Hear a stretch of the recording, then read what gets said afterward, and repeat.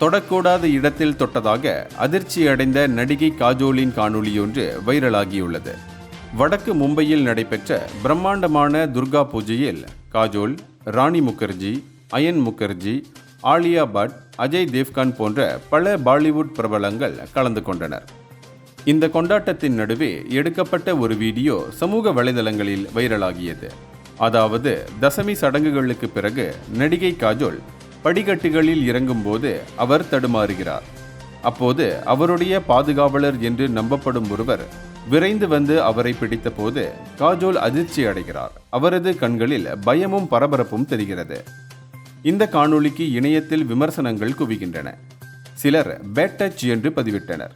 சிலர் காஜோல் விழாமல் தடுக்க பாதுகாவலர் விரைந்து செய்த ஒரு செயல்தான் என்றனர்.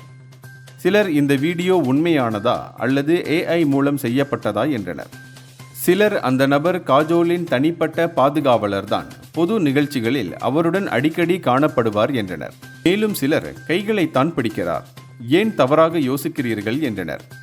சமூகத்தில் என்ன செய்தாலும் 4 பேர் 4 விதமாத்தான் பேசுவார்கள் என்பார்களே, அதுதான் இது. இந்தியர்களின் இதய குரல் மக்களோசை.